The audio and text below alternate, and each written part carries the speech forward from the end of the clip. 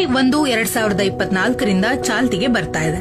ಇದರ ಪ್ರಕಾರ ವಿನಾಕಾರಣ ಹೊಡೆಯುವ ಅಥವಾ ಬೈಯುವ ಪೊಲೀಸ್ ಅಧಿಕಾರಿಗೆ ಭಾರತೀಯ ನ್ಯಾಯ ಸಂಹಿತ 2023ರ ಸೆಕ್ಷನ್ 198ರ ಪ್ರಕಾರ 1 ವರ್ಷ ಜೈಲು ಅಥವಾ ದಂಡ ಅಥವಾ ಎರಡೂ ಶಿಕ್ಷೆಯನ್ನ ನೀಡಲಾಗುತ್ತೆ.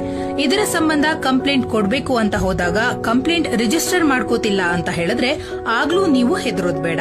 ಭಾರತೀಯ ನಾಗರಿಕ ಸುರಕ್ಷಾ ಸಂಹಿತ 2023ರ ಸೆಕ್ಷನ್ 175ರ ಸಬ್ ಸೆಕ್ಷನ್ 3ರ ಅಡಿಯಲ್ಲಿ ನೀವು ನೇರವಾಗಿ ಮ್ಯಾಜಿಸ್ಟ್ರೇಟ್ ಬಳಿ ಹೋಗಿ ಕಂಪ್ಲೇಂಟ್ ಅನ್ನು ರಿಜಿಸ್ಟರ್ ಮಾಡಬಹುದು. ಅದರ ಅನ್ವಯ ವಿಚಾರಣೆಯನ್ನ ಮುಂದುವರಿಸಲಾಗುತ್ತೆ.